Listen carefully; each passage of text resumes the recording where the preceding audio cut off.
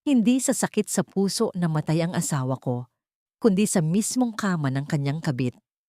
Habang ako'y nagkakasugat-sugat sa pagtatahi para bayaran ang mga utang niya, siya na may nagpapakasarap sa init ng ibang babae. At ang mas malala, pinalayas ako ng biyenan ko sa mismong lamay nang walang kalaban-laban. Ngunit tapos na ang pagiging martir ni Zira. Handa na ba silang tikman ang mapait na singil ng tadhana? Kailangan nating bayaran ng malaki ang manager ng hotel para burahin ang lahat ng security footage. Walang sino man ang pwedeng makaalam na sa mismong kama mo inatake sa puso si Ravero Zorayla. Nakasalalay ang buong reputasyon ng mga Villacortes dito. Mula sa siwang ng bahagyang nakabukas na pinto ng aklatan, nakatayo si Zirel. Nakadikit sa kanyang nanginginig na dibdib ang paboritong barong ni Ravero, ang telang pilit niyang pinaplansya kanina habang patuloy na umaagos ang kanyang mga luha. Ang damit na yon ay nabili niya lamang nang isanla niya ang lumang makinilya ng kanyang yumaong ina, ang kaisa-isang pamana sa kanya para lang may maisuot ang asawa sa isang mahalagang pagtitipon. Nanlamig ang buong katawan ni Zaira. Ang panginginig ay nagsimula sa kanyang mga daliri hanggang sa umabot sa kanyang lalamunan na tila sinasakal ng isang hindi nakikitang kamay. Ang malambot na seda ng barong ay biglang naging tila mga tinik na nakabaon sa kanyang balat. Unti-unting nawala ng kulay ang kanyang paningin habang tinatanggap ng kanyang isipan ang malagim na katotohanan. Bakit sa init ng yakap ng ibang babae, binawian ng buhay ang lalaking pinagsilbihan ko ng buong tapat? Hindi pa man siya nakakabawi mula sa pagkawasak. Marahas na bumukas ang pinto. Nagkasalubong ang kanilang mga mata ni Doña Virila.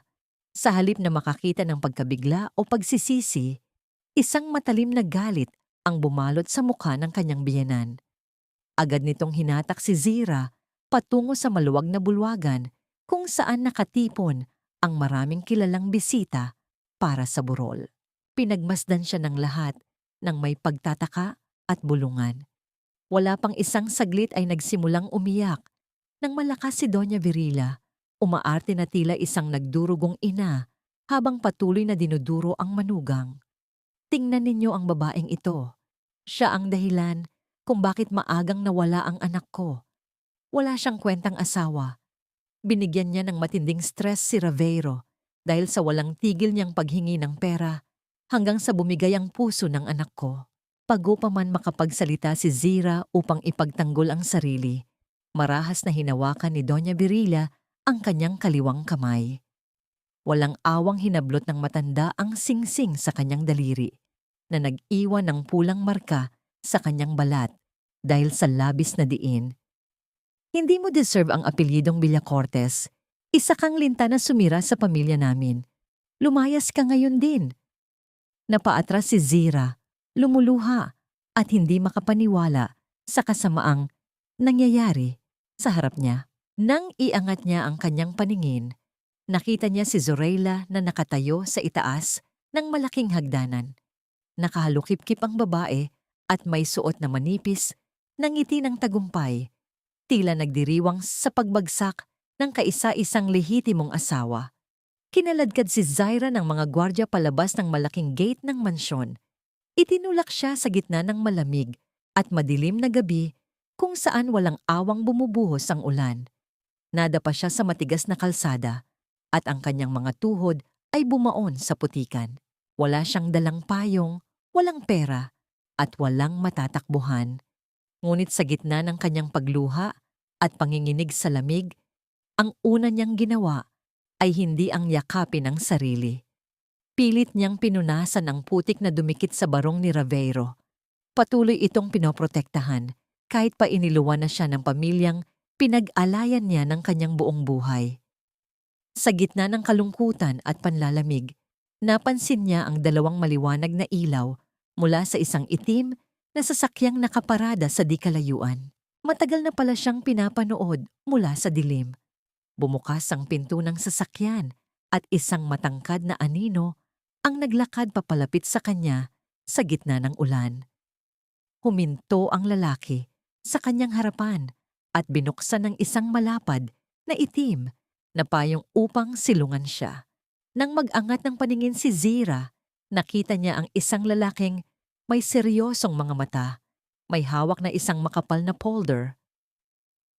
Mrs. Villacortes, isang malalim at kalmadong boses ang bumasag sa katahimikan ng gabi. Kailangan nating mag-usap. Buhay niyo ang nakataya. Ang tanging naiwan sa kanyang isipan ay ang imahe ng mabibigat na tubig na patuloy na dumudulas sa madilim na tela ng payong, naghihintay sa susunod na mangyayari. Ang mabibigat na tubig mula sa kalangitan ay patuloy na dumudulas sa madilim na tela ng payong, tila nakikidalamhati sa ginaw na bumabalot sa buong pagkatao ni Zira. Walang kibo siyang sumunod sa banyagang lalaki, palayo sa nagtataasang pader ng mansyon ng mga Villacortes. Dinala siya nito sa isang tahimik at lihim na kapihan na malayo sa mapanghusgang mga mata ng lipunan. Sa loob ng mainit na silid, ang amoy ng inihaw na buto ng kape ay nagbibigay ng bahagyang ginhawa sa kanyang namamanhid na katawan. Ngunit hindi nito kayang tunawin ang yelong namuo sa kanyang dibdib. Pilit niyang isinisiksik ang kanyang sarili sa sulok ng silya. Yakap pa rin ang basang barong ng asawa na nabahira na ng putik at labis na kalungkutan.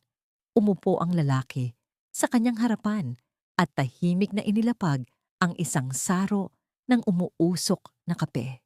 Ako si Attorney Ziven Calderon. Pakilala nito sa isang boses na nagtataglay ng paggalang at katatagan. Isang tunong matagal na niyang hindi naririnig mula kaninuman sa loob ng pamilyang yon. Hindi siya nito tinanong kung ayos lang siya, dahil alam nitong isang kahangalan ang itanong iyon sa isang babaeng kakatapon lamang sa lansangan ng sarili nitong biyenan. Hinayaan lamang siya nitong iproseso ang sakit. Ang mga balikat ni Zaira ay sunod-sunod na yumanig sa isang walang boses na paghihirap. Pilit niyang iniaabot ang mainit na saro upang maibsan ang ginaw, ngunit ang matinding panginginig ng kanyang mga daliri ay naging dahilan upang umapaw ang kaunting likido sa platito. Sa halip na hawakan ng kanyang kamay upang pakalmahin siya, maingat na inilapag ni Ziven ang isang malinis at puting panyo sa ibabaw ng mesa malapit sa kanyang mga daliri. Isang tahimik na pag-aalok ng kanlungan ng walang panghihimasok, isang pagpapakita ng respeto na labis na nagpalambot sa nanigas na puso ni Zaira. Nang bahagyang humupa ang matinding pag-alon ng kanyang dibdib, dahan-dahang naglabas si Ziven ng isang makapal na polder at isang malamig na susi ng safety deposit box. Inilalapag ang mga ito sa pagitan nila. Bago bawian ng buhay si Ravero, kinuha niya ang serbisyo ko. Panimula ng abogado habang nakatitig sa mga mata niyang namumula sa pagluha. Isang malaking katanungan ang agad na bumalot sa isipan ni Zaira. Bakit palihim na nag-imbestiga ang kanyang asawa bago ito mamatay? At bakit patuloy pa rin ang abogadong ito sa pagtulong kahit wala na ang mismong kliyente nito? Ngunit bago pa man siya makapagsalita upang magtanong, binuksan ni Ziven ang unang pahina ng dokumento. Hindi stress ang pumatay sa asawa mo, Zira. It was a slow poison. Unti-unti siyang nilason sa pamamagitan ng pagpapalit ng mga maintenance medicines niya sa puso. Parang tumigil ang pag-ikot ng mundo ni Zira sa mga binitawang salitang iyon. Ang mga gamot na yon, siya mismo ang maingat na nag-ayos at nagpapainom kay Ravero tuwing gabi ng may buong pagmamahal at pag-aalay ng sarili. Paanong naging lason ng mga yon? Itinuro ni Ziven ang mga resibo at litrato sa loob ng folder na nagpapakita ng mga transaksyon. Zorayla was the one buying the fake medicines from an underground syndicate. Pinalitan niya ang laman ng mga kapsula bago pa man makarating sa bahay ninyo. Alam ng biyenan mo ang tungkol sa hindi pag-inom ni Ravero ng tamang gamot. Ngunit ipinikit niya ang kanyang mga mata para lang makuha ng buo ang kontrol ng kumpanya mula sa sarili niyang anak. Isang panibagong alon ng sakit ang sumaksak sa diwa ni Zira. Ngunit sa pagkakataong ito, hindi na ito purong lungkot, kundi umuusbong na puot. Ang mga taong nagtapon sa kanya sa ulanan at nagparatang sa kanya bilang pabayang asawa sa harap ng maraming tao ay siya mismong mga berdugong dahan-dahang pumatay sa lalaking pinakamamahal niya. Humigpit ang pagkakahawak niya sa panyo hanggang sa mamuti ang mga buko sa kanyang mga daliri. Ang takot na kanina lamang ay nagpaparalisa sa kanyang buong pagkatao ay unti-unting napapalitan ng galit sa labis na kawalang katarungan. Tiningnan niya si Ziven, naghahanap ng kasagutan kung hanggang saan aabot ang kasakiman ng mga taong ito. Inilipat ni Ziven ang polder sa pinakahuling pahina at itinulak ito palapit sa kanya. Look at the next page, Zira. Kailangan mong makita ito. Utos nito ng may bakas ng matinding pag-aalala sa boses. Dahan-dahang ibinaba ni Zaira ang kanyang paningin sa nabanggit na pahina. Isa itong lihim na talaan ng mga susunod na hakbang na isinulat mismo ni Zorayla. Naglalaman ng mga transaksyon at listahan ng mga taong kailangang patahimikin upang walang makatuklas sa malagim na krimen.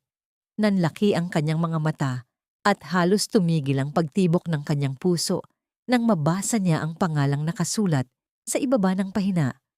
Napalilibutan ng pulang tinta at may katabing malaking halaga ng pera para sa isang kontrata. Ang susunod na target ng lason at nakatakdang mamatay ay walang iba kundi ang pangalan niya, Zirel Villacortes. Ang malamig na bakal ng susing nakalapag sa mesa ay tila umiikot at bumaon ng malalim sa kanyang isipan, binubuksan ng kamalayan na kailangan niyang lumaban kung nais niyang mabuhay. Sa loob ng isang pribado at tahimik na silid sa bangko, ang lamig ng aircon ay tila gumagapang sa balat ni Zaira. Nasa harapan niya ang isang malamig na kahon na yari sa bakal, simbolo ng mga lihim na itinago ng kanyang asawa bago ito mamaalam. Pinanood niya ang maingat na pagpihit ng susi ng isang empleyado hanggang sa isang mahinang tunog ang nagmula sa kandado. Nang ito'y bumukas, hudyat na handa na nitong ibunyag ang mga nilalaman. Dahan-dahang umalis ang empleyado, iniwan silang dalawa ni Ziven sa isang katahimikang halos nakakabingi na binabasag lamang ng mabilis at mabigat na pagtibok ng sariling dibdib ni Zaira.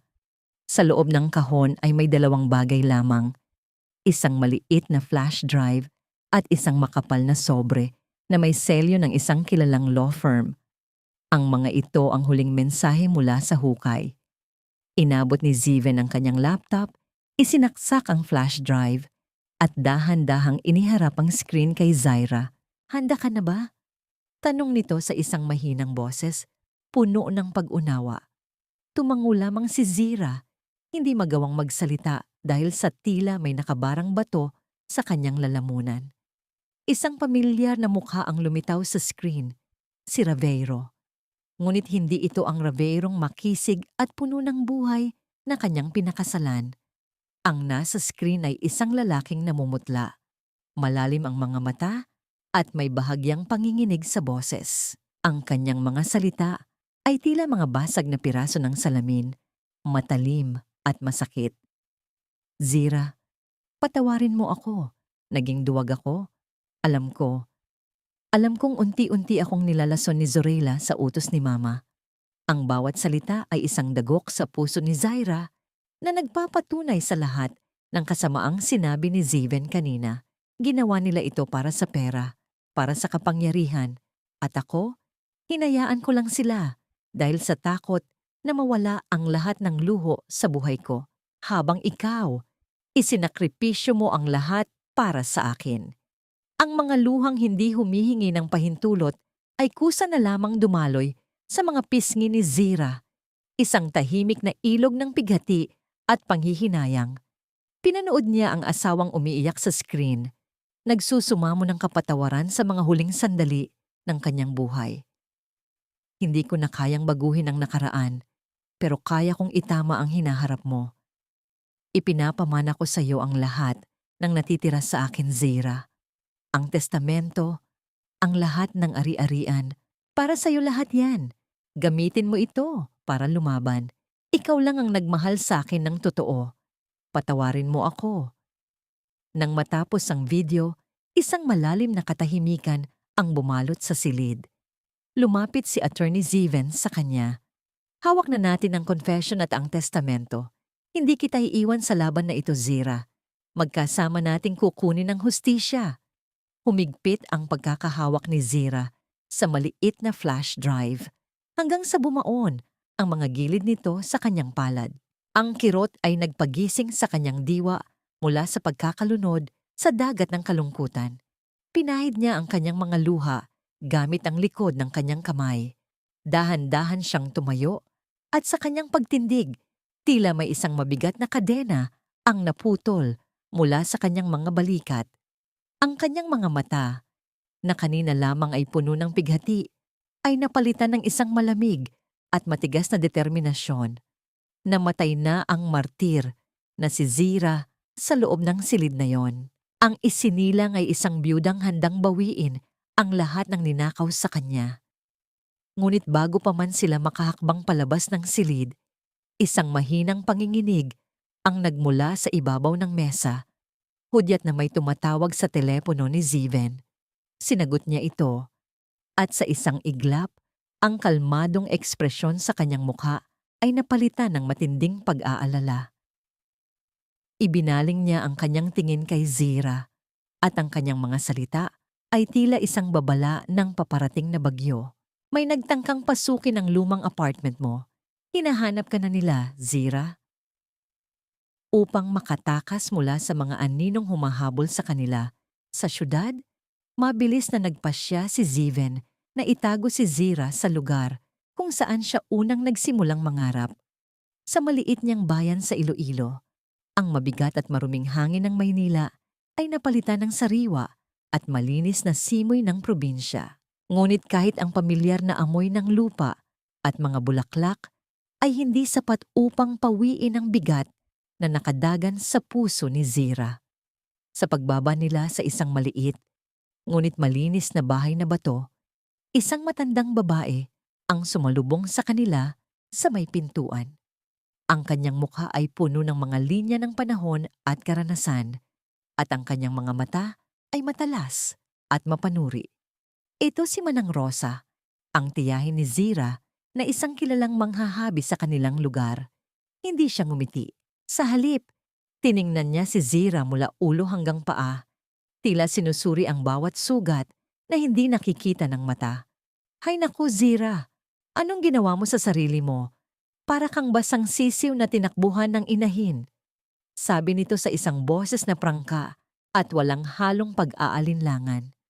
Ang mga salita ay tila sampal, ngunit kasunod nito ay isang mahigpit at mainit na yakap na nagparamdam kay Zaira ng kalinga na matagal na niyang hindi naramdaman. Sa bisig ng kanyang tiyahin, muling bumagsak ang mga luhang pilit niyang itinatago. Kinabukasan, upang maibsan ang bagabag sa kanyang isipan, umupo si Zaira sa harap ng lumang habihan sa likod bahay. Ang mga sinulid na may iba't ibang kulay ay nakahandusay sa kanyang harapan, naghihintay na mabigyan ng anyo. Dahan-dahan niyang sinimulang igalaw ang kanyang mga kamay at paa. Ang paulit-ulit na pagdaan ng sinulid sa pagitan ng mga hibla, ang maindayog na pag-ugoy ng kahoy ay nagsilbing isang uri ng meditasyon. Sa bawat hiblang kanyang hinahabi, tila may isang buhol sa kanyang puso ang dahan-dahang kumakalag. Mula sa may pintuan, tahimik siyang pinapanood ni Ziven habang hawak nito ang sariling telepono. Sa isang saglit, kumunot ang noo nito habang binabasa ang isang mensahe, isang anino ng pag-aalala ang dumaan sa kanyang mukha bago niya ito mabilis na itinago sa kanyang bulsa nang hindi napapansin ni Zaira. Maya-maya pa, habang nakapikit si Zira at sandaling nagpapahinga sa ilalim ng sinag ng araw, tahimik na lumapit si Ziven at tumayo sa isang paraan na ang kanyang anino ay nagsilbing panangga sa mukha ng natututulog na dalaga. Isang tahimik na pangangalaga na nagbigay ng kakaibang init sa puso ni Zaira nang siya'y magmulat. Habang sila'y nagkakape sa hapon, isang tawag mula sa Maynila ang natanggap ni Manang Rosa. Biglang nagbago ang anyo ng mukha nito, napalitan ng galit. Ipinasara na raw ni Doña Virilla ang ampunan na tinutulungan mo noon, Zira. Ang perang ipinapadala mo buwan-buwan mula sa sarili mong ipon, wala na. Pinalayas na rin daw ang mga bata. Isang matalim na kirot ang sumaksak sa puso ni Zira. Hindi lang pala siya ang sinasaktan ng mga Villa Cortes, pati ang mga inosenteng bata ay kanilang idinadamay. Lumapit si Manang Rosas sa kanya, hinaplos ang kanyang buhok at bumulong sa isang boses na ngayon ay puno na ng lambing. Anak, ang naputol na sinulid, idinudugtong, hindi itinatapon. Ang mga salitang iyon ang nagbigay sa kanya ng panibagong lakas. Ngunit sa gitna ng pag-usbong ng kanyang tapang, isang mensahe ang dumating sa kanyang telepono. Isang hindi kilalang numero.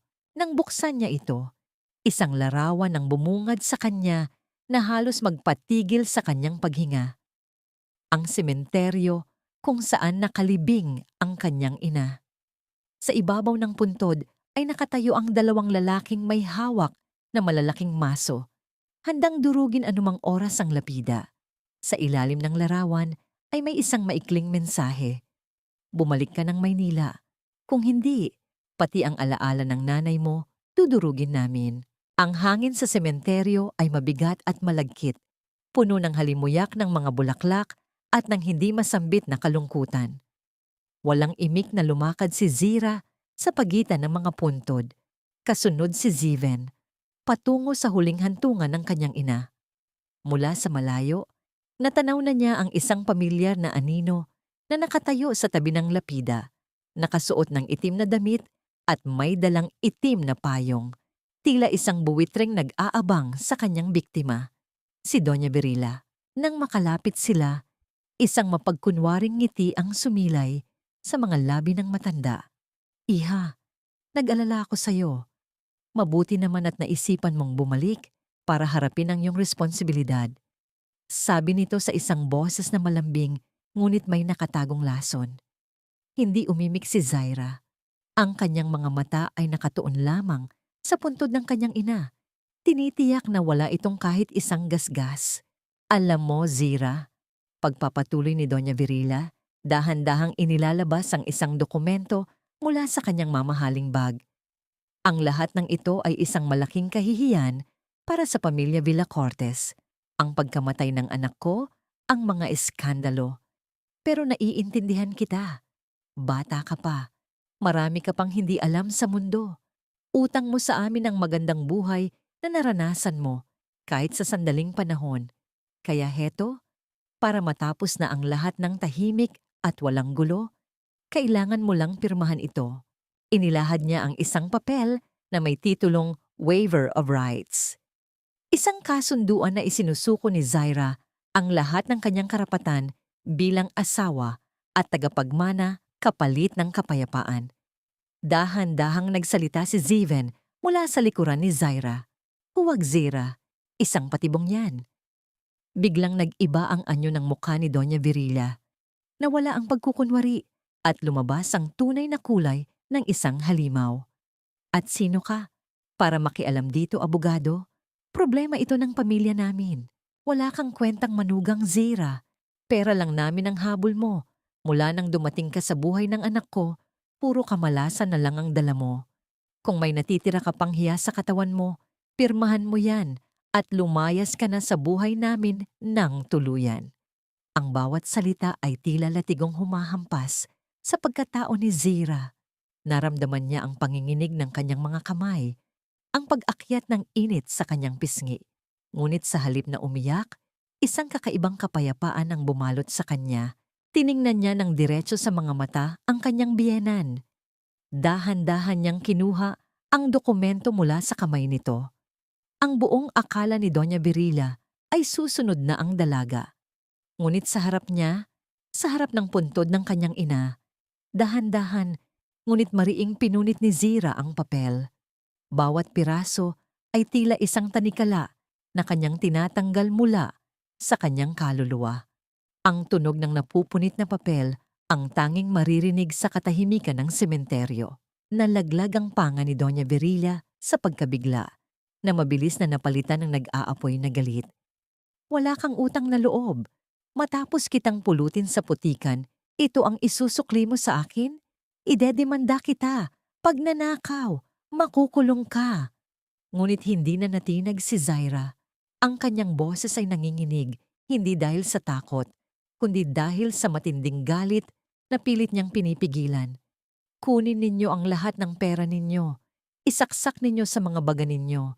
Pero ang dignidad ko, hindi ninyo makukuha. Tumalikod siya ng taas noo. Sa kanyang paghakbang, naramdaman niya ang isang mainit na kamay na humawak sa kanya. Ang kamay ni Ziven nagbibigay ng suporta at lakas. Habang papalayo sila, narinig ni Ziven ang isang pamilyar na pangalan na binanggit ng isa sa mga bantay ni Doña Virila sa radyo nito. Isang dating pulis na matagal nang iniuugnay sa sindikato ng mga pekeng gamot. Nang makalabas na sila sa gate ng sementeryo at pasakay na sa kotse, isang pamilyar na figura ang namataan ni Zaira sa kabilang kalye. Si Zorayla. Naglalakad ito papasok sa isang mamahaling klinika. Ngunit ang mas nakapagpatigil sa paghinga ni Zira ay ang malaking karatula sa itaas ng pintuan ng gusali. Department of Obstetrics and Gynecology. Nanatiling nakapako ang tingin ni Zira sa pintuan ng klinika. Tila ang bawat segundong paglipas ay nagdaragdag ng bigat sa kanyang dibdib. Sa loob ng sasakyan ang katahimikan ay tila isang makapal na kumot na bumabalot sa kanila ni Ziven. Ang balitang maaaring buntis si Zorayla ay isang matalim na kutsilyong humihiwa sa natitira pang mga alaala ni Ravero. Attorney Ziven, is it possible? Mahinang tanong ni Zaira. Ang kanyang tinig ay halos isang bulong na lamang. Kung buntis siya, ibig sabihin ay matagal na nila akong niloloko. Matagal na silang bumubuo ng sarili nilang mundo habang ako ay nagpapakahirap na itaguyod ang pamilyang akala ko ay sa amin. Hindi agad sumagot si Ziven. Sa halip, maingat niyang pinaandar ang sasakyan at dinala si Zira sa isang lihim na opisina kung saan ang mga dokumentong nakalap ng kanyang mga tauhan ay naghihintay. Sa ilalim ng malamlam na ilaw ng silid, inilatag niya ang isang medikal na ulat na nakuha mula sa isang pinagkakatiwalaang impormante. Zira, kailangan mong tingnan ito. Simula ni Ziven, ang kanyang mga mata ay nagpapakita ng matinding konsentrasyon. Ang timeline ng kanyang pagbubuntis ay hindi tumutugma sa mga huling buwan ni Ravero. Ayon sa record, halos 2 buwan pa lamang ang dinadala niya. Noong mga panahong yon, may sakit na ang asawa mo at madalang nang lumabas ng bahay. Nanlaki ang mga mata ni Zaira. Isang halo ng pandidiri at pagkabigla ang rumehistro sa kanyang mukha. Kung hindi kay Ravero ang bata, kanino? Sa lalaking madalas niyang katagpo sa hotel, ang supplier ng mga pekeng gamot na unti-unting pumatay sa asawa mo. Sagot ni Ziven nang may kasamang pait. Ginamit lang niya si Ravero para sa yaman at ngayon, gagamitin niya ang batang yon para tuluyang angkinin ang Villa Cortes Empire sa tulong ni Doña Virila. Napaupo si Zira. Ang kanyang mga kamay ay dahan-dahang humawak sa kanyang sentido. Ang dumi ng laro ng tadhana ay tila sumusuka sa kanyang pagkatao.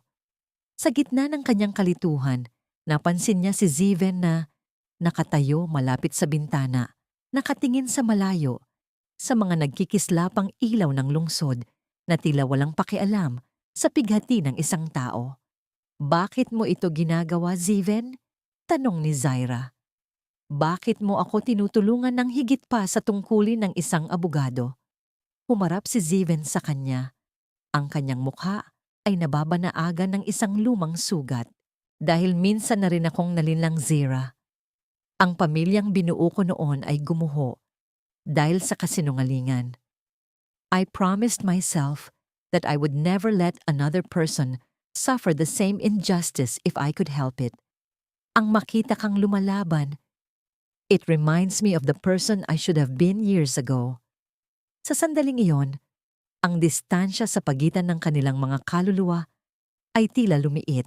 Inabot ni Zira ang isang malinis na panyo at ibinigay ito kay Ziven. Isang simpleng galaw na nagbabalik ng pabor noong unang gabi silang magkita sa ulanan. Ang kanilang mga daliri ay bahagyang nagkadikit. Isang kuryente ng pag-unawa at emosyonal na koneksyon ang dumaan sa pagitan nila bago dahan-dahang bumitaw si Zaira nang may kasamang manipis na ngiti. Muling bumalik ang atensyon ni Ziven sa mga papeles. Mayroon pa akong natuklasan. Ang bank records ng kumpanya ay nagpapakita ng talamak na nakaw. Zorayla has been systematically draining the Villa Cortes funds. Inililipat niya ang pera sa mga dummy accounts sa ibang bansa. Kapag napatunayan natin ito, hindi lang siya mawawalan ng mana, makukulong din siya. Ang pag-asa ay tila isang maliit na kandila na muling nagniningas sa dilim ng buhay ni Zaira. Ngunit bago pa man nila maipagpatuloy ang plano, isang tunog ng pag-vibrate ang nanggaling sa telepono ni Ziven na nakapatong sa mesa. Ang pangalang lumitaw sa screen ay nagpatayo ng balahibo ni Zira. Si Zafrina, ang matapat na accountant na biglang naglaho matapos siyang sibakin ni Doña Virilla. Nang sagutin ni Ziven ang tawag at ilagay ito sa loudspeaker, isang boses na puno ng takot at panginginig ang bumalot sa silid. Ang bawat salita ay tila isang humihingal na paghingi ng saklolo. Attorney Ziven, tulungan niyo ako. Hinahabol nila ako. Nahanap nila ang pinagtataguan ko. Hindi ko na alam kung saan pupunta. Hawak ko ang orihinal na resibo ng lasong binili ni Zorayla. Ang ebidensyang wawasak sa kanila. Please, bilisan niyo. Naputol ang linya at ang naiwan na lamang ay ang tunog ng mabilis na paghinga ni Zaira habang nakatingin kay Ziven. Batid na ang oras para sa pagtatago ay tapos na. Mabilis ang naging pagpapatakbo ni Ziven sa sasakyan habang ang bawat pagdaan ng mga ilaw ng kalsada ay tila naging malabong guhit sa paningin ni Zira. Hindi maalis sa kanyang isipan ang nanginginig na tinig ni Zafrina sa telepono. Ang bawat segundong lumilipas ay tila isang mabigat na pasanin, lalo na't alam nilang hawak ng accountant ang kaisa-isang ebidensyang magpapatunay sa lason na pumatay kay Raveiro. Dumating sila sa isang lumang bodega sa gilid ng pantalan, kung saan ang amoy ng kalawang at alat ng dagat ay humahalo sa malamig na simoy ng gabi. Pagbaba ng sasakyan, ang tanging maririnig ay ang mabilis na paghinga ni Zira at ang mahihinang yabag ng kanilang mga paa sa tuyong dahon at alikabok. Sa loob ng madilim na gusali, natanaw nila si Zafrina na nakasandal sa isang sulok, yakap-yakap ang isang maliit na bag habang pinalilibutan ng tatlong lalaking may malalaking pangangatawan. Ang tunog ng mga mabibigat na sapatos na humahampas sa sementadong sahig ay tila isang babala ng panganib. Akma nang hahablutin ng isa sa mga lalaki ang bag ni Zafrina nang humarang si Ziven. Hindi gumamit ng dahas si Ziven. Sa halip ay tumayo siya nang may awtoridad at ipinakita ang kanyang ID bilang abogado. Kasabay ng pagtaas ng kanyang telepono na kasalukuyang nasa gitna ng isang tawag. Nakarecord ang lahat ng usapang ito at sa loob ng 5 minuto, mapapalibutan ng lugar na ito ng mga awtoridad. Maaari kayong umalis ngayon nang walang gulo o maaari ninyong harapin ang kasong kidnap for ransom at obstruction of justice na ikabubulok ninyo sa kulungan. Ang kanyang boses ay kalmado, ngunit may talim na hindi pwedeng baliwalain. Dahil sa takot na masangkot sa mas malaking gulo, mabilis na lumisan ang mga lalaki, iniwan ang bodega na puno ng nakabibinging katahimikan. Nanginginig na lumapit si Zira kay Zafrina. Ang matapat na accountant ay tuluyan ng bumigay at napaupo sa sahig, humihikbi ng walang tigil. I'm so sorry, Zira. I'm so sorry. Alam ko ang lahat noon pa man. Nakita ko ang mga resibo ng lason, ang mga peking gamot na ipinapasok ni Zorayla. Pero natakot ako. Natakot akong mawalan ng trabaho. Natakot akong saktan ni Doña Virilla. Hinayaan kong mamatay si Raveiro habang ikaw ang sinisisi ng lahat. Ang bawat salita ni Zafrina ay tila mga patak ng asido sa sugatang puso ni Zaira. Sa halip na magalit, dahan-dahang lumuhod si Zira sa tabi ni Zafrina. Inabot niya ang mga kamay ng babae at hinawakan ito ng mahigpit, isang haplos na nagpapahiwatig ng pag-unawa sa gitna ng sakit. Hindi madaling lumaban kapag ang kalaban mo ay may kapangyarihan, Zafrina. Ang mahalaga ay narito ka na ngayon. Ang mahalaga ay pinili mong gawin ang tama. Sa sandaling iyon, ang galit ni Zira ay natunaw, napalitan ng isang malalim na pakikiramay. Alam niya ang pakiramdam ng maging biktima ng takot at pananakit. Inilabas ni Zafrina mula sa kanyang bag ang isang lukot na papel at isang maliit na notebook. Heto ang lahat, Zira. Ang orihinal na resibo ng lason na binili ni Zorayla gamit ang kumpanya at ang listahan ng mga accounts kung saan niya inililipat ang pera ninyo. Sapat na ito para mapabagsak sila. Kinuha ni Ziven ang mga ebidensya. Ang kanyang mga mata ay naglalayab sa determinasyon. Hustisya na lang ang hinihintay natin. Ngunit habang tinitingnan ni Ziven ang huling bahagi ng dokumento, biglang naging maputla ang kanyang mukha. Tiningnan niya si Zaira ng may halong kaba at pagmamadali. Zira, wala na tayong oras.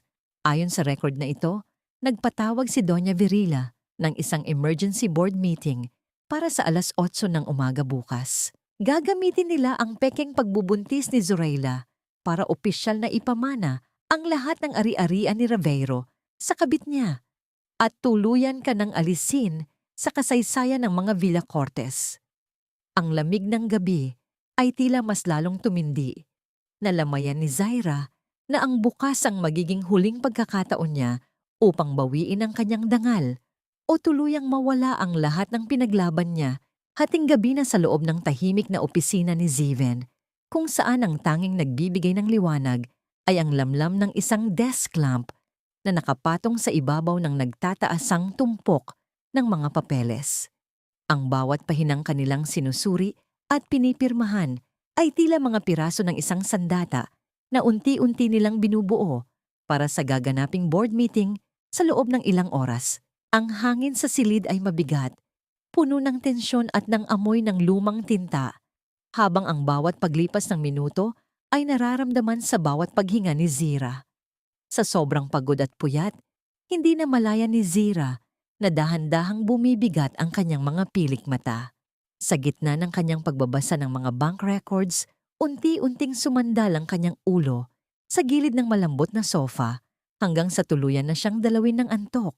Ang kanyang paghinga ay naging malalim at payapa, isang bihirang pagkakataon ng katahimikan sa gitna ng bagyong kanyang kinakaharap. Tumigil si Ziven sa kanyang ginagawa nang mapansin ang mahimbing na pagkakatulog ni Zaira. Isang banayad na ekspresyon ang dumaan sa kanyang mukha, malayo sa seryosong abogado na nakikita ng marami. Tumayo siya nang walang kahit anong tunog, kinuha ang kanyang sariling coat at maingat itong iniladlad sa ibabaw ni Zaira upang kumutan ng dalaga. Nanatili siyang nakatayo sa harap nito sa loob ng ilang sandali. Pinagmamasdan ang mukha ni Zaira na kahit sa pagtulog ay bakas pa rin ang mga peklat ng pait at pighati mula sa nakaraan. Inayos niya ang isang hibla ng buhok na tumatakip sa mata ni Zaira, isang ugnayang punong-puno ng paggalang at lihim na paghanga. Nang magmulat ng mata si Zaira pagkalipas ng ilang oras, ang unang bumungad sa kanya ay ang mainit na sulyap ni Ziven na tila nagbabantay sa kanyang bawat galaw. Agad siyang napaupo ng tuwid, bahagyang nahihiya sa kanyang pagkakatulog. "I'm so sorry, Attorney Ziven. Hindi ko namalayan na nakatulog na pala ako sa gitna ng trabaho." Mahinang sabi ni Zaira habang inaayos ang kanyang sarili. "It's okay, Zaira. Kailangan mo rin ng pahinga para sa laban natin mamaya." Sagot ni Ziven sa isang boses na nagbibigay ng kapanatagan. Tumingin si Zaira sa mga dokumentong nakakalat sa mesa at muling naramdaman ng kaba sa kanyang dibdib. "I can't do this without you, Ziven. Minsan, natatakot ako na baka hindi ko kayang harapin silang lahat." Lumapit si Ziven at tumitig ng diretso sa kanyang mga mata. "Kaya mo, Zaira. Huwag mong isipin na mahina ka dahil nasaktan ka. Ako lang ang sandalan mo sa laban na ito. Pero ikaw ang mismong lakas. You are the one who survived and you will be the one who prevails." Bago sila umalis, tinawagan muna ni Zira si Manang Rosa sa Iloilo. Ang tinig ng kanyang tiyahin ay tila isang basbas na nanggagaling sa kailaliman ng kanyang pinagmulan. Lumaban ka, anak. Dala-dala mo ang panalangin naming lahat dito. Ang katarungan ay para sa mga hindi sumusuko, sabi ni Manang Rosa na naging dahilan upang tuluyang mag-alab ang determinasyon sa puso ni Zaira. Ang pagsikat ng araw sa syudad ay tila isang hudyat ng simula ng katapusan. Nakatayo si Zaira sa harap ng naglalakihang salamin ng Villa Cortes Empire, pinagmamasdan ang kanyang sariling refleksyon. Nakasuot siya ng isang matikas at pulang formal na damit. Ang kulay ng kanyang pagbangon, ang kulay ng dugong dumanak sa kanyang damdamin na ngayon ay naging apoy. Ang bawat hakbang niya patungo sa pintuan ng gusali ay puno ng katiyakan, habang nasa tabi niya si Ziven na tila isang matatag na pader na hindi matitibag. Ngunit nang akma na silang papasok sa loob ng gusali, biglang humarang ang 12-dosenang mga security guards. Ang kanilang mga mukha ay walang emosyon at ang kanilang mga bisig ay tila mga bakal na harang. Isang malakas na boses mula sa kanilang head of security ang pumunit sa hangin ng umaga. Mrs. Villacortes, may mahigpit na utos mula kay Doña Virila. Hindi po kayo pinahihintulutang pumasok sa gusaling ito at hinding-hindi po kayo makakatapak sa boardroom. Naramdaman ni Zira ang panginginig ng kanyang mga kamay. Hindi dahil sa takot, kundi dahil sa matinding insulto na pilit na ibinabato sa kanya sa harap ng maraming taong papasok sa trabaho.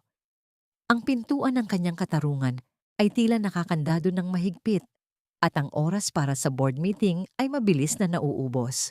Sa kabila ng mga harang ng mga gwardya na natiling kalmado si Attorney Ziven, inilabas niya ang isang dokumentong may opisyal na selyo ng hukuman, isang court injunction na nag-uutos na payagan ang pagpasok ng kaisa-isang lehitimong asawa ni Ravero Villacortes.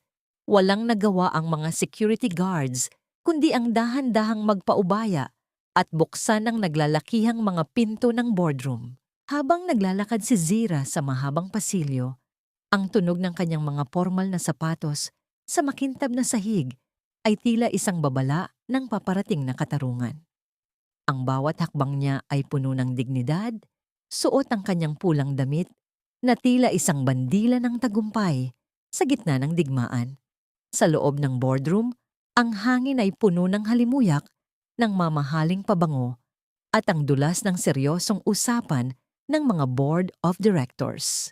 Sa gitna ng mahabang lamesang yari sa mahogany, nakaupo si Doña Virila na may suot ng ngiting puno ng kayabangan, habang nasa tabi niya si Zorayla na tila isang reynang naghihintay ng kanyang korona. Nang bumukas ang pinto at pumasok si Zira kasama si Ziven, tila tumigil ang pag-ikot ng mundo para sa mga nasa loob. Ang mga bulungan ay napalitan ng isang nakabubulag na katahimikan. Tumayo si Doña Virilla. Ang kanyang mga mata ay nanlilisik sa galit habang tinitingnan si Zaira mula ulo hanggang paa. "What are you doing here? Anong karapatan mong pumasok sa sagradong silid na ito? Wala ka ng lugar dito, Zira. You are just a basurera na pilit isiniksik ang sarili sa isang palasyong kailanman ay hindi magiging iyo." Ang matalim na boses ni Doña Virila ay umalingaw-ngaw sa buong silid, puno ng pangungutya at paghamak. Ngunit sa halip na yumuko o umiyak, nanatiling tuwid ang tayo ni Zaira. Isang manipis at malamig na ngiti ang sumilay sa kanyang mga labi. Isang ekspresyong nagpapakita na ang takot ay matagal na niyang iniwan sa ulanan noong gabing pinalayas siya. Dahan-dahan siyang lumapit sa lamesa at inilapag ang isang folder na naglalaman ng orihinal na Last Will and Testament ni Ravero. Ang bawat pahina ay tila may dalang bigat ng katotohanan na hindi kayang itanggi ng sinuman. Namutla ang mga miyembro ng board nang makita ang opisyal na piraso ng papel. Sinubukan ni Zorayla na hablutin ang dokumento upang punitin ito, ngunit mabilis siyang napigilan ng matigas na tinig ni Ziven. "Don't even try, Zorayla. That is a legal document under the protection of the court. Any attempt to destroy it is a direct admission of guilt. Hindi pa man nakakabawi ang dalawa, inilapag naman ni Ziven ang resulta ng DNA test na kanilang nakuha. Sa harap ng lahat, ipinaliwanag ni Ziven na ang batang dinadala ni Zorayla ay walang anumang koneksyon sa dugo ng mga Villacortes. Ang katahimikan sa boardroom ay napalitan ng isang matinding tensyon nang makita ni Doña Virila ang resulta. Ang matandang babae na ang tanging pinapahalagahan ay ang kanyang lipi at yaman ay biglang bumalihing kay Zorayla. Isang malakas na sampal ang dumapo sa mukha ng kabit, isang kilos na nagpapakita ng pagkasira ng kanilang alyansa. Nagsimulang magpalitan ng masasakit na salita ang dalawang kontrabida. Sinisisi ang isa't isa sa harap ng mga direktiba ng kumpanya. Sa gitna ng kaguluhan, nanatiling tahimik si Zaira. Inabot niya ang flash drive kay Ziven at tumango. Isinaksak ito ni Ziven sa system ng boardroom at ang malaking screen sa dingding ay biglang nagliwanag. Ang mukha ni Ravero, na halatang hirap sa paghinga ngunit puno ng pagsisisi, ay bumungad sa lahat. Ang kanyang boses, mahina ngunit malinaw, ay tila nagmumula sa isang alaala na matagal nang ikinubli at unti-unting nagbunyag ng katotohanang pilit itinago. Ipinagtatapat ko, may mga taong pinakamalapit sa akin ang nagdulot ng aking pagbagsak. Unti-unti akong hinayaan na mawala. Ang katahimikan sa loob ng silid ay naging mabigat at halos hindi mahinga. Nakatitig ang lahat sa screen, hindi makapaniwala sa kanilang naririnig. Samantalang si Zaira ay nanatiling nakatayo. Tahimik na pinagmamasdan ang unti-unting pagguho ng isang mundong itinayo sa kanyang sakit at pagtitiis. Ang kanyang dibdib ay mabilis na tumitibok, hindi dahil sa takot, kundi dahil sa damdamin ng isang taong sa wakas ay nakamit na ang simula ng kanyang kalayaan. Ngunit sa likod ng tagumpay na ito, isang tanong ang nanatiling nakasabit sa kanyang isipan habang nakatitig sa namumutlang mukha ni Doña Virila. Ang katahimikan sa loob ng boardroom ay tila isang mabigat na ulap na bumalot sa lahat ng naroon matapos mamatay ang liwanag mula sa screen. Ang mukha ni Doña Virila ay nawalan ng kulay, naging kasing puti ng telang linen, habang ang kanyang mga kamay ay nanginginig na nakakapit sa gilid ng mesa. Nanlumumo siya sa kanyang kinauupuan. Pilit na iniiling ang kanyang ulo habang ang kanyang mga labi ay bumubuo ng mga salitang walang tunog. Ngunit ang katotohanan ay naroon na. Nakatala sa bawat mata ng mga board of directors na ngayon ay nakatingin sa kanya ng may pandidiri at pangingilabot. Hindi totoo yan. Peke ang video na yan.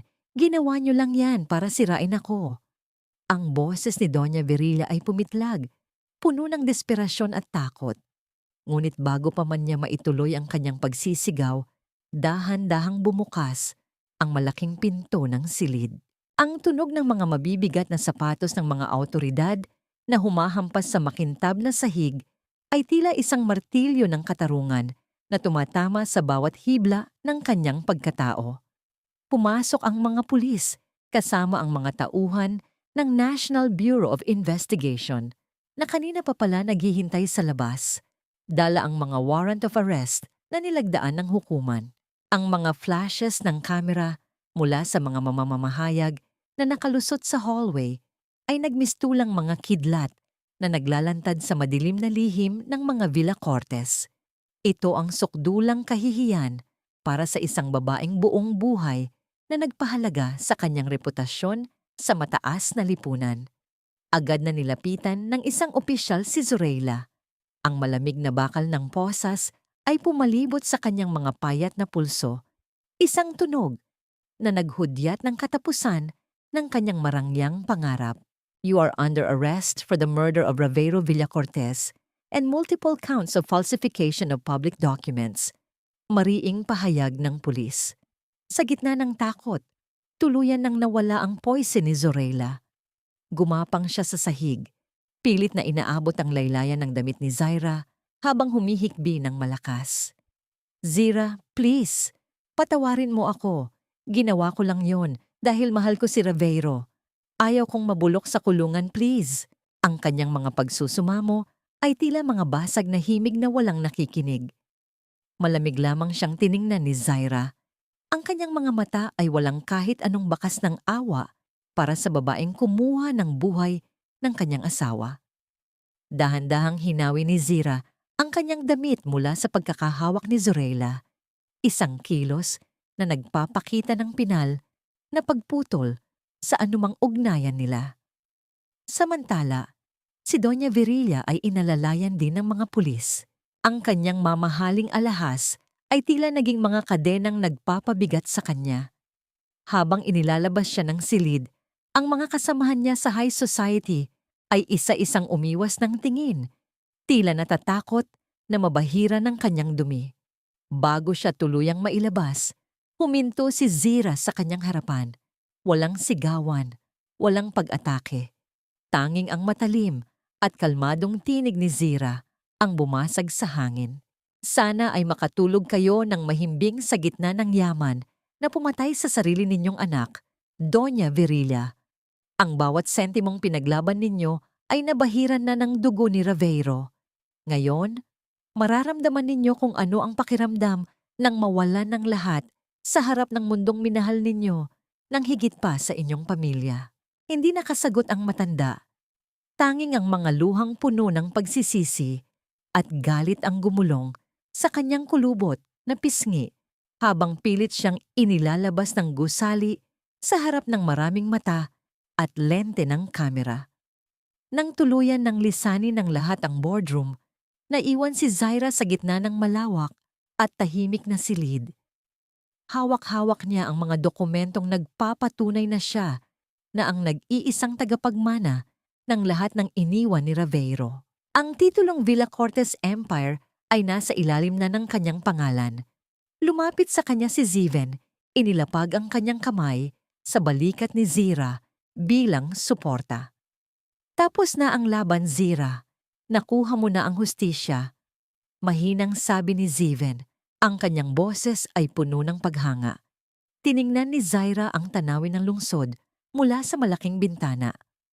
Ang mga matatayog na gusali na dati ay tila nakakalunod sa kanya, ay tila naging maliliit na lamang sa kanyang paningin.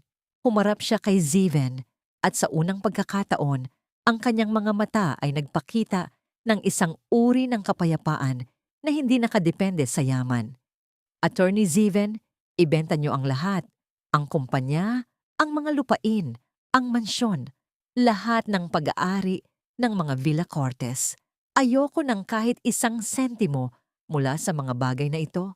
I don't want to build my future on a foundation of lies and blood. Isang saglit na natahimik si Ziven, ngunit dahan-dahang sumilay ang isang nangiti sa kanyang mga labi. Nauunawaan niya. Ang tunay na tagumpay ni Zira ay hindi ang pagkuha sa kumpanya, kundi ang kakayahan niyang talikuran ito para sa kanyang sariling kaluluwa. Ngunit sa gitna ng kanilang usapan, muling tumunog ang telepono ni Ziven at ang balitang kanyang natanggap ay nagpabago muli sa ihip ng hangin. Isang lihim na bank account ni Ravero ang natagpuan sa Switzerland.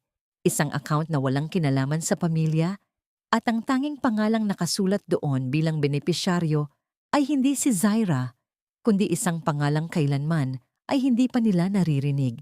Ang bawat paggalaw ng panulat sa ibabaw ng makinis na papel ay tila isang hakbang patungo sa liwanag para kay Zira. Sa loob ng opisina ni Ziven, tinapos niya ang paglagda sa mga huling dokumento na tuluyang magbubuwag sa kanyang ugnayan sa Villa Cortes Empire. Ang malaking bahagi ng kayamanan ay dumaan na sa proseso ng donasyon para sa mga biktima ng pang-aabuso, habang ang mga maruruming ari-arian ay tuluyan ng naibenta. Ang misteryosong account sa Switzerland na natagpuan ni Ziven ay lumabas na isang huling lihim na regalo ni Ravero. Nakapangalan ito sa yumaong ina ni Zira, isang paraan ng asawa upang matiyak na magkakaroon ang dalaga ng puhunan para sa kanyang pangarap na foundation nang hindi ito nagagalaw ng kasakiman ni Doña Virilla. Official na ito, Zira. You are no longer bound by their name and their sins.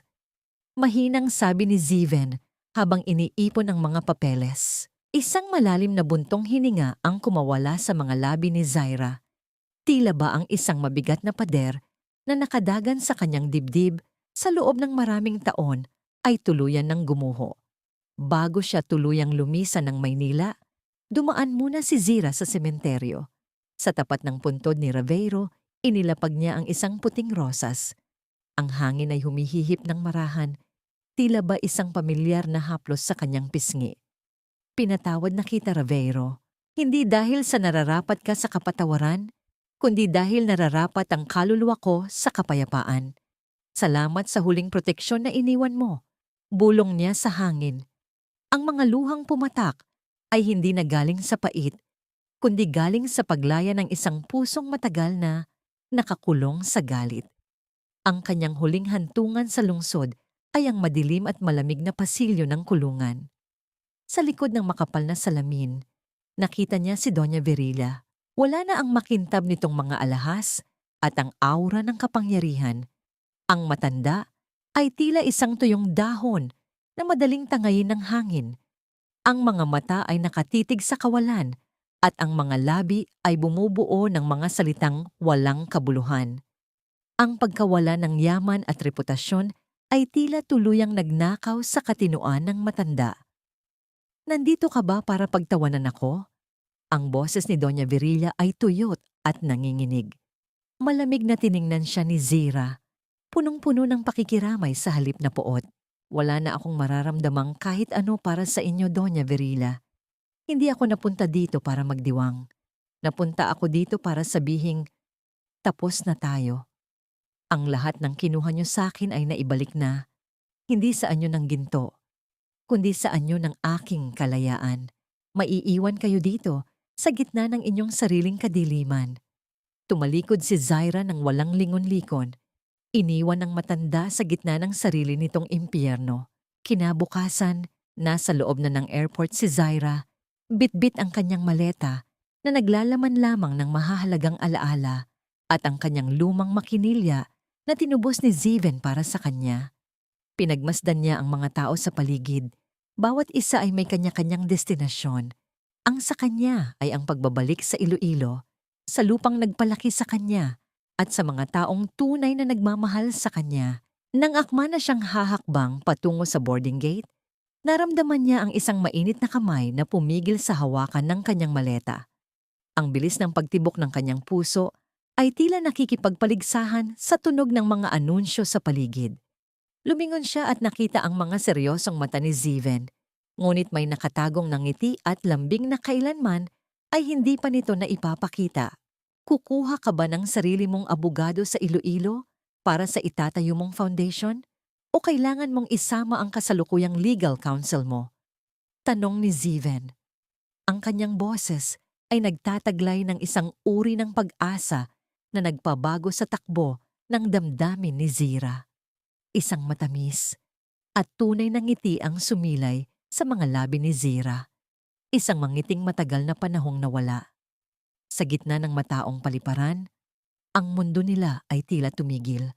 Hindi ito ang wakas ng kanilang kwento, kundi ang simula ng isang paglalakbay kung saan ang bawat hibla ng kanilang buhay ay dahan-dahang magkakadikit ng may paggalang at tunay na pagmamahal. Maraming trabaho ang naghihintay sa atin doon, Ziven. Sagot ni Zaira habang dahan-dahang hinahawakan ng kamay ng lalaki. Ngunit habang sila ay papaalis, hindi nila napansin ang isang figura sa anino ng departure hall, isang taong may hawak na pamilyar na dokumentong hindi kailanman dapat lumitaw, muling nagbibigay ng isang misteryosong panganib sa likod ng kanilang bagong simulain. Makalipas ang 2 taon, ang simoy ng hangin sa Iloilo ay nagtataglay ng tamis ng tagumpay at bango ng bagong pag-asa. Sa loob ng isang malawak at maaliwalas na workshop, nayari sa Kawayan at Nara, ang paulit-ulit na pagdaan ng mga masesilang sinulid sa pagitan ng mga kahoy na habihan ay lumilikha ng isang payapang ritmo sa loob ng silid. Ang bawat hibla ng tela na nabubuo ay tila isang saksi sa muling pagkabuo ng mga pangarap na minsan nang nagkapira-piraso. Nakatayo si Zaira sa gitna ng silid, pinagmamasdan ang 10 kababaihan na abala sa kanilang paggawa. Ang workshop na hibla ng pagbangon ay hindi lamang naging isang matagumpay na negosyo ng paghahabi. Ito ay naging isang kanlungan para sa mga asawang dumanas ng pang-aabuso at kawalan ng katarungan. Ang bawat ngiti at liwanag sa mata ng mga babaeng ito ay ang pinakamalaking kayamanan na nakamit ni Zaira, higit pa sa anumang gintong iniwan ng mga Villa Cortes. Isang maikling balita mula sa Maynila ang nabasa ni Zira sa pahayagan kaninang umaga. Si Doña Virilla ay nananatili sa loob ng isang psychiatric facility sa kulungan. Tuluyan ng nalimot ng mundong dati ay kinatakutan siya. Si Zorayla naman ay nagsisilbi ng kanyang mahabang sentensya, malayo sa karangyaan at malayo sa batang ginamit niya bilang kasangkapan. Sa puso ni Zira, wala na siyang nararamdamang galit. Ang pagpapatawad ay hindi niya ibinigay dahil naging mabuti sila, kundi dahil pinili niyang maging malaya. Ang katahimikan sa kanyang isipan ay ang tunay na katarungan. Habang papalubog ang araw at nagpipinta ng kulay ginto at rosas sa kalangitan ng Iloilo, lumabas si Zira sa balkonahe ng kanyang maliit, ngunit magandang bahay. May dala siyang 2 saro ng mainit na kape. Ramdam niya ang marahang paglapit ng isang pamilyar na presensya sa kanyang likuran. Inilagay ni Ziven ang kanyang braso sa balikat ni Zaira, isang yakap na hindi naghahanap ng anuman, kundi ang magbigay ng seguridad at pagmamahal. Napakapayapa ng hapon na ito, Zira. Mahinang sabi ni Ziven bago dahan-dahang idampi ang kanyang mga labi sa tuktok ng ulo ng dalaga. Isang simpleng kilos na nagpapadama ng matinding paggalang at katapatan. Dahil kasama kita, Ziven, salamat sa hindi pag-alis noong ang tanging dala ko lang ay ang aking mga luha. Sagot ni Zaira habang isinasandal ang kanyang ulo sa balikat ng lalaki. Sa loob ng 2 taon, napatunayan nila na ang pag-ibig ay hindi kailangang maging mabilis o maingay. Ang kanilang pagmamahalan ay parang paghahabi ng tela, mabagal, maingat, ngunit matibay, at hindi matitinag ng anumang bagyo. Ang tunay na yaman ng isang babae ay hindi nasusukat sa apelyidong nakadugtong sa kanyang pangalan o sa mga alahas na nagpapakislap sa kanyang balat. Ang tunay na kapangyarihan ay nasa kakayahan niyang pulutin ang sarili mula sa putikan, dugtungan ng mga naputol na sinulid ng kanyang buhay, at muling buuin ang isang obra maestra gamit ang sarili niyang mga kamay. Sa ilalim ng nagkikislapang mga bituin, habang ang dagat ay humahalik ng marahan sa dalampasigan, alam ni Zira na sa wakas, siya ay buo na. Ang bawat sugat ng nakaraan ay naging bahagi na lamang ng isang magandang disenyo ng kanyang pagbangon.